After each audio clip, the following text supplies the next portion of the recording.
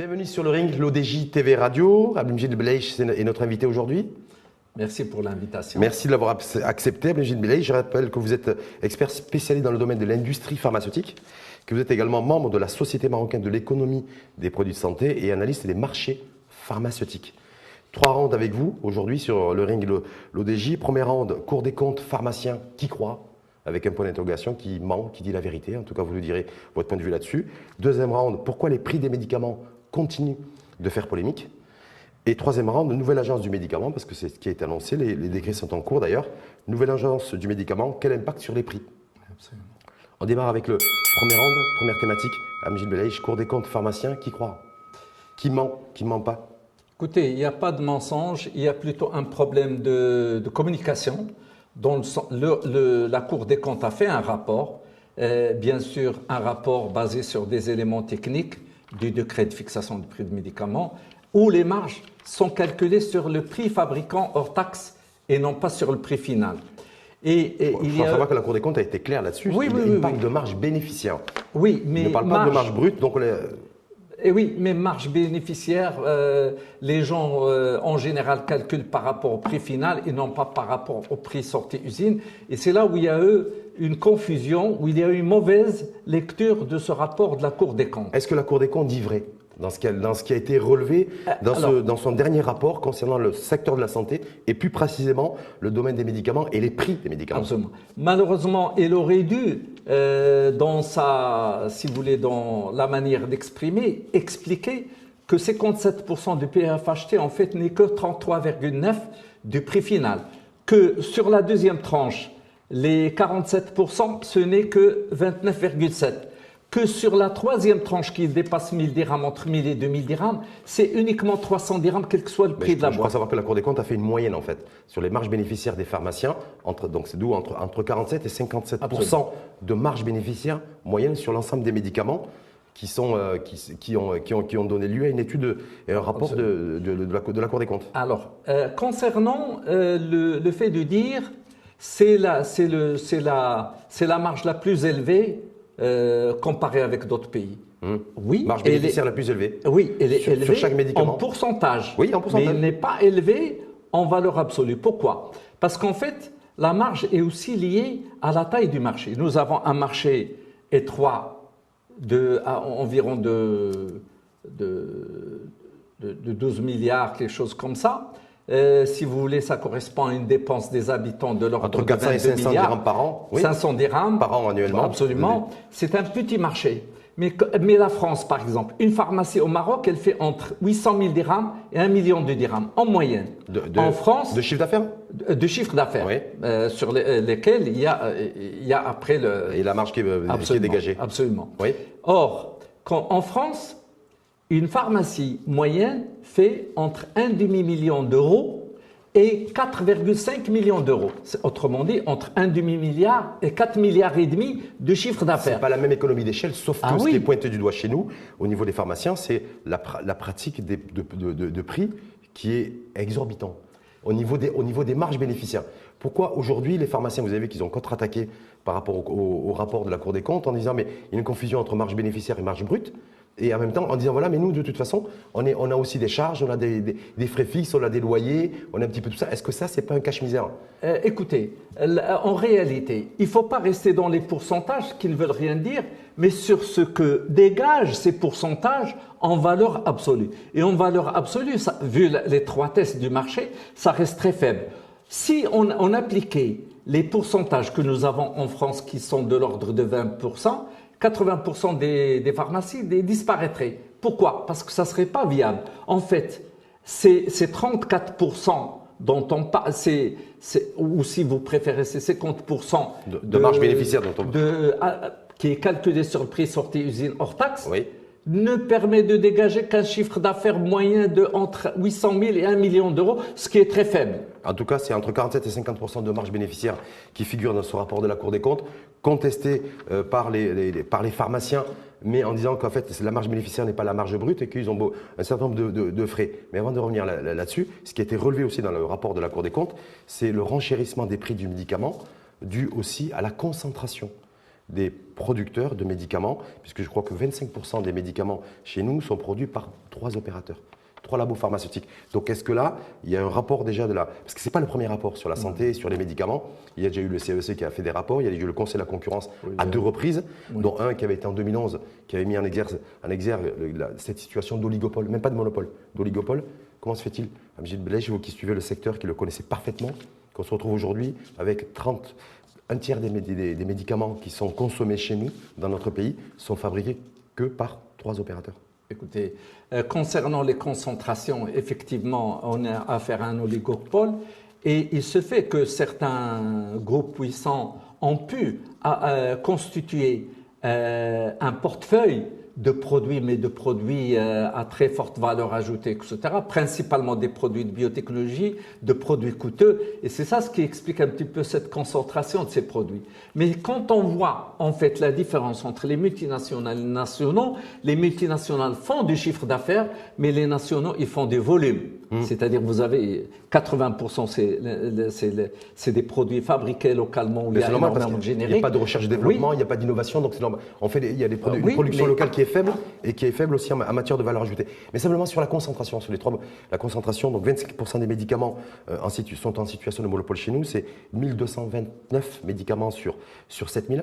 Est-ce que ça contribue aussi à renchérir les prix des médicaments chez nous et pour le consommateur et le ménage marocain, contrairement aux ménages français, espagnols, saoudiens, parce que tout ça a donné lieu à un benchmark avec ces pays-là, y compris le Portugal et l'Espagne? Il est clair que la concurrentialité dans le marché pharmaceutique doit être améliorée en favorisant, avec une politique de générique. Aujourd'hui, on est à 45%, mais on peut faire beaucoup plus que ça. Les biosimilaires sont pratiquement inexistants ou très peu présents. Or, c'est des produits à très haut, c'est des génériques de produits de biotechnologie qui coûtent des dizaines de milliers de dirhams. Vous êtes d'accord avec le rapport de la Cour des comptes qui dit cette hyperconcentration de production de médicaments faute de biosimilaires renchérit le prix du médicament et rend le médicament, malheureusement certains médicaments, cher, notamment les anticancéreux, accessiblement cher, difficilement, voire impossible à y accéder pour la population et qui ont un coût terrible pour les organismes gestionnaires de l'assurance maladie. Il y a des choses à se faire. Donc le monopole coûte cher à chacun d'entre nous en termes d'impact sur les prix des médicaments. Autre donnée aussi sur la TVA. La TVA chez nous, sur le médicament, il y avait tout un débat sur des différentes lois de finances, mais c'est jamais passé. C'est réduire la TVA sur le médicament, qui est la plus élevée de tous les pays avec qui les prix ont été benchmarkés, parce que le baisse des prix qui a été amorcé depuis 2012. Comment se fait-il qu'on se retrouve, nous, au Maroc, avec un taux TVA à 7%, alors que nos voisins du côté de l'Espagne, ils sont à 2,5%, la France est à 2,1%, et que nous, dans un pays en développement, avec une consommation de médicaments par habitant qui est la plus faible de tout le pourtour méditerranéen, et qu'on se retrouve avec une TVA aussi élevée, donc du coup, un prix aussi élevé du médicament. Oui. Alors malheureusement, on a benchmarké que les prix, et on a oublié de benchmarker la TVA, qui est très faible, effectivement, dans la plupart des pays, en dehors de la Turquie qui est à 8%, et les 0% en Arabie Saoudite, et des taux très, très bas en Europe. 2% moyenne en Europe. Et en fait, quand on fait la moyenne des TVA dans tous ces pays du benchmark, on est à 4,2 et non pas à 7. Mais, alors, le ménage marocain paye, il est taxé à 7%. Sûr, on est bien d'accord au niveau de la TVA. De plus. Ouais. Il n'y a pas que ça. Il y a aussi l'histoire de la marge importateur qui est payé par le patient et par les organismes, ce qui n'est pas normal. Avant, c'est la taxe de 10% à l'importation. Qui a été rajoutée en sus du prix calculé sur le PFHT. Parce qu'avant, qu'est-ce qui se passait? Le laboratoire exportateur cédait à l'importateur local 20%, il lui permettait de reconstituer sa marge, ce qui permet à cet importateur de faire son chiffre d'affaires, de payer correctement ses impôts, alors que maintenant, on a supprimé ça. C'est 2 milliards qui est resté à l'extérieur, qui n'est plus transféré au Maroc, et c'est le patient marocain et les organismes qui doivent payer cette marge, ce qui n'est pas normal, ce qui est une aberration. Cour des comptes, pharmaciens qui croient, qui mentent, qui ne mentent pas, en fait tout le monde a raison. Oui, en quelque sorte. Sauf que la vraie réalité de l'augmentation des prix, la cherté des prix des médicaments chez nous, de la majorité des médicaments, c'est la situation de monopole. Je rappelle que 25% des médicaments chez nous sont fabriqués par seulement 3 opérateurs, une TVA à 7% extrêmement élevée. et le fait qu'on a, on a un encouragement fiscal à l'importation des médicaments avec une répercussion sur les prix. Alors, il y a aussi autre chose, c'est que malgré le fait qu'il y a pratiquement une quarantaine de bulletins officiels de prix à la baisse qui ont été publiés depuis 2014 à ce jour, malgré ça, il y a des produits qui sont introduits sur ces dernières années qui coûtent énormément cher. On est aujourd'hui à des produits qui coûtent presque 90 000 dirhams. Et donc ça explique que quand on fait le calcul, on se retrouve avec un prix moyen qui monte. Alors que dans la première tranche, des prix qui sont plus de 95% du marché, les prix sont très bas. Et malheureusement, beaucoup de prix de produits très bas continue de baisser à tel point que les produits disparaissent et nous avons vu. Et certaines mauvaises langues disent qu'il y a l'organisation de la rareté aussi, parce qu'on a vu aussi les pénuries de médicaments, sur des médicaments voilà, qui ne sont pas forcément très porteurs pour le patron d'officine. Donc du coup, il y aurait des organisations pour faire en sorte de rendre rare le médicament. La logique veut qu'un médicament produit doit avoir un minimum de rentabilité, il doit avoir une marge correcte et normale. Mais ne pas avoir... C'est quoi la marge correcte et normale d'un médicament? C'est une marge qui ne soit pas excessive et qui permet, où le prix est favorable pour le patient d'abord, pour le pharmacien, pour tout le monde. Le prix censé, parce qu'effectivement, vous avez fait référence que depuis 2012-2013, il a commencé à avoir une vague par milliers de médicaments qui ont vu les prix baisser. C'était impulsé par Hussein Louardi. Ce qui nous amène au deuxième ordre, pourquoi les prix des médicaments continuent de faire polémique. C'est quand même incroyable ça, Mjid Beleiche, c'est que tous les ans, tous les 2 ans, chaque fois qu'une institution se penche sur le secteur de la santé, sur le médicament ou sur la notion de sécurité, de souveraineté sanitaire et de production nationale et d'importation, le tableau il est toujours noir. Oui, écoutez, et le prix des médicaments, ça fait 10 ans qu'il y a toujours polémique lorsqu'une institution rend un rapport public et officiel sur le prix des médicaments. Écoutez, c'est normal que dans un pays où les gens ont des difficultés à accéder aux médicaments, qu'il y ait ce débat. Or, le prix du médicament ne doit pas être un problème pour le patient, mais dans un pays où la couverture par une assurance maladie était très faible, où le pouvoir d'achat était très faible, le prix du médicament posait effectivement un problème pour les patients. S'il y avait mais non, alors qu'on est en train de parler de la couverture sanitaire universelle, avec les choses vont changer. Ça veut dire que le prix du médicament ne doit plus être un problème pour le patient. Ça sera un problème pour les organismes gestionnaires. Absolument. Est-ce que ça veut dire que ça va être la CNSS qui va supporter la charge supplémentaire et si le fait qu'il y a toujours des prix excessifs? Alors les organismes gestionnaires de l'assurance maladie ont les moyens. D'abord, vous savez, l'ANAM aujourd'hui, c'est elle qui décide quel médicament va être remboursé, pas remboursé en fonction du prix et par rapport à son service médical rendu, etc. Alors automatiquement, moi je n'ai pas peur pour la CNSS ou la CNOPS, ils ont des moyens de pression, si vous voulez, sur l'industrie pour faire en sorte qu'on arrive à des prix corrects. Le problème, c'est Est-ce que c'est réglé aujourd'hui? On est en cours. En mars 2023. L'extension de l'AMO, il doit y avoir un déploiement avec une accélération. Mais selon mes informations, c'est pas réglé avec le secteur privé, avec les laboratoires pharmaceutiques. Mais je vais vous dire une chose. Le décret de fixation de prix pose beaucoup de problèmes.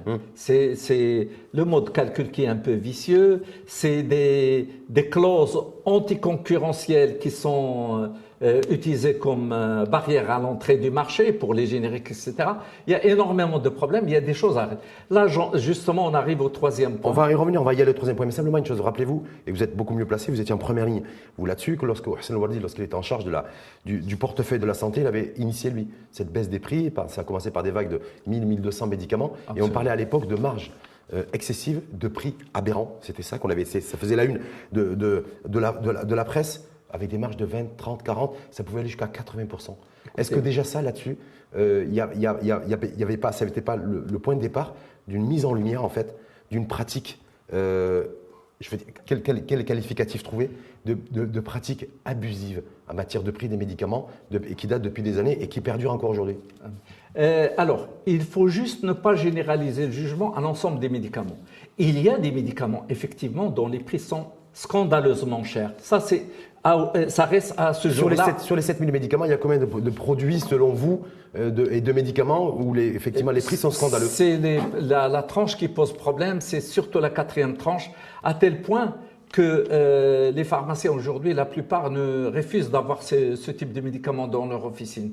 Parce que c'est des produits qui coûtent des dizaines de milliers de dirhams, où le pharmacien ne gagne que 400 dirhams. Autrement dit, sur un produit qui coûte 900 000 dirhams, c'est 0,5% de marge. Donc du coup, c'est le labo qui se sucre et non pas le pharmacien sur ce produit-là? Malheureusement, oui, pour certains laboratoires et pour certains produits, c'est le cas. Je pense qu'il y a tout un travail à faire, principalement au niveau des tranches des médicaments plus élevés qui posent problème aux patients. Aujourd'hui, ce qui pose problème aux patients, ce n'est pas les antibiotiques, le paracétamol et tout ça. C'est des produits anticancéreux, c'est des anticorps monoclonaux qui sont excessivement chers et qu'on ne retrouve même pas dans les pharmacies, malheureusement, pour cette raison. Cela, oui, il pose problème et continue de poser problème. Et comment vous expliquez que ces produits-là continuent aujourd'hui, en 2023, à être plus chers en termes de prix qu'à l'étranger, y compris avec les pays benchmarkés comme l'Arabie Saoudite, comme la France, comme l'Espagne, comme le Portugal? Alors là, on va toucher un autre problème, c'est celui des monopoles et des brevets. Vous savez, aujourd'hui, on revient au monopole. Absolument. Et vous savez qu'aujourd'hui,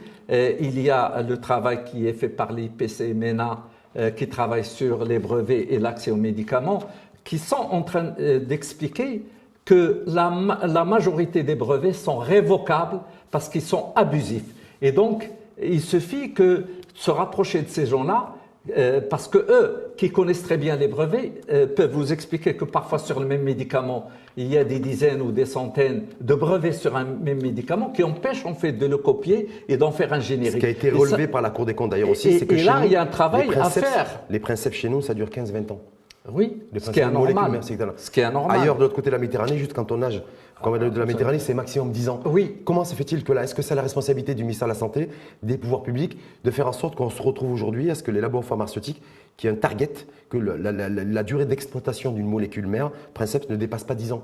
Mais effectivement, il y a un problème à ce niveau-là. Et je vais vous dire une chose. Si on prend les biosimilaires, qui sont les génériques des médicaments de biotechnologie qui coûtent le plus cher, des dizaines de milliers de dirhams. Quand on prend ces produits-là, on a pris un gros retard. Et pourquoi nous avons pris un gros retard au Maroc? Pour une raison très simple, c'est qu'il y avait un lobbying qui est fait autour des biosimilaires pour dire « Ah oui, mais ce n'est pas la même efficacité, ce n'est pas la même sécurité ». Et nous avons pris des décennies de retard, alors qu'un pays comme le Cuba, le petit pays, lui, il est déjà très avancé dans ce domaine. Donc il y a du travail à faire en termes d'accès, de brevets, de casser un certain nombre de brevets abusifs qui conduisent à des situations de monopole. Et à des situations du coup à des situations de prix abusifs. Absolument. Avant de passer au troisième round, juste rester sur le deuxième round, est-ce qu'aujourd'hui, le fait qu'on importe beaucoup plus de médicaments qu'on exporte, parce que c'est ça la réalité, quand on voit le déficit croissant et structurel de la balance commerciale en matière de santé et de médicaments, est-ce que ça impacte aussi le prix? Est-ce qu'on se retrouve, parce qu'on a souvent vanté, les laboratoires pharmaceutiques, comme quoi le Made in Morocco, production nationale, sauf qu'on produit de moins en moins de médicaments sur les 30 dernières années, et qu'on se retrouve aujourd'hui à importer beaucoup plus qu'on exporte, et que du coup, est-ce que c'est pour ça que les Marocains et les Marocains payent plus cher les médicaments? Mais c'est une situation qui est d'autant plus paradoxale que les capacités de production du tissu industriel pharmaceutique marocain sont de 1 milliard de boîtes par an, alors qu'on consomme qu'aux alentours de 500 millions. Ça veut dire que c'est des capacités doubles de ce que consomme le Maroc. Alors comment ça se fait-il que en valeur, c'est la moitié des produits qui sont importés et le chiffre de 80% en volume est en train de chuter? Qu'est-ce qui se passe? C'est les AMM donnés à l'importation et non pas à la fabrication locale qui font que ça encourage les gens à importer plutôt qu'à fabriquer localement et donc à moins investir.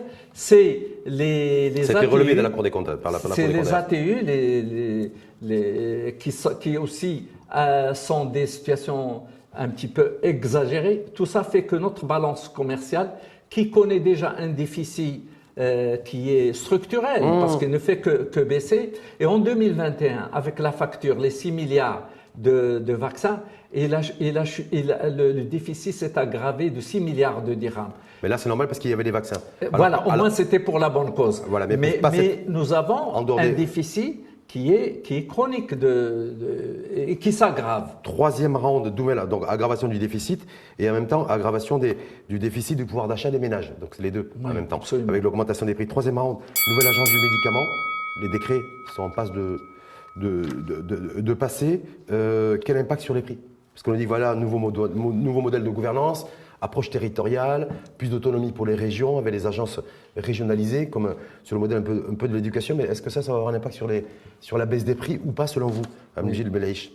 Alors, écoutez, les évolutions qu'a connues le secteur pharmaceutique, que ce soit sur le plan technologique, mais aussi sur le plan économique, etc., parce qu'on est passé par le Covid, on est passé par des pénuries il y a une situation de pénurie mondiale, il y a des prix qui sont en train d'exploser un peu partout dans le monde, font que la direction des médicaments de la santé, qui dépendait du ministère de la Santé, est devenue caduque, elle est complètement dépassée. Donc il faut passer au modèle agence du médicament qui est adopté un peu partout dans le monde occidental, mais plus près de nous, avec de vraies autonomies régionales. Oui. Pourquoi? Parce que c'est une agence qui est autonome administrativement, financièrement, et surtout c'est un pôle d'excellence qui peut attirer les compétences et qui peut faire des études, prendre des décisions sur la base des études et non pas n'importe comment. La composition de cette nouvelle agence du médicament, il y a déjà des réunions qui ont démarré, qui ont été amorcées. Je crois savoir que le secteur privé n'est pas représenté. Je crois savoir que les laboratoires pharmaceutiques, au moment où je vous parle, n'ont pas de siège et nos sièges, a priori, pour l'instant, ne siégeraient pas. En tout cas, c'est pour le moment au moment où nous débattons sur le ring, le DJ Radio-TV aujourd'hui. Et je me dis, voilà, si le secteur privé ne siège pas, qu'on se retrouve avec des responsables étatiques, des responsables de l'ANAM, des responsables de la CNSS, est-ce que le Marocain peut s'attendre à une baisse des prix des médicaments ou pas? Écoutez, le plus important, c'est qu'il y ait des décisions prises sur la base d'études scientifiques et en tenant compte du contexte général. Ça oui. Moi, ça ne m'intéresse pas ce qu'il y ait dans la composition de ce conseil d'administration. Mais ça m'a interpellé, moi, de manière que pour l'instant, le secteur privé. Mais ce qui est important, c'est d'avoir des compétences, des gens de très haut niveau qui vont travailler sur l'aspect pharmaco-économique, médico-économique, économie de la santé, absolument, pharmacovigilance, tout ça, pour garantir à la fois l'efficacité, la qualité et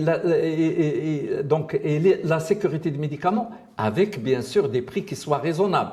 Parce qu'il ne faut pas non plus… Parce que là, il y a peut-être un souci aussi. Beaucoup s'interpellent aujourd'hui. Ils attendent que cette nouvelle agence du médicament se mette en route et se mette en place en disant que, voilà, grosso modo, vous avez vu, nous, 50% du PIB national est concentré sur l'axe Casa-Tanger, Casa-Rabat, en passant par Kénitra. C'est-à-dire qu'on a beaucoup de régions, malheureusement, où il y a des inégalités sociales qui sont extrêmement fortes. Donc, si on se retrouve avec des prix des médicaments extrêmement élevés, est-ce qu'il ne va pas y avoir un souci en matière d'accessibilité des prix des médicaments ? Écoutez, il va y avoir un problème. On est en train de parler de la mise en place de la future CSU et il va y avoir un problème en termes de ressources humaines qui sont concentrées sur l'axe Casablanca-Rabat. Il va y avoir un problème au niveau des infrastructures. Il va y avoir un problème à tous les niveaux. Et c'est vrai que moi aussi, je suis inquiet pour cet aspect-là.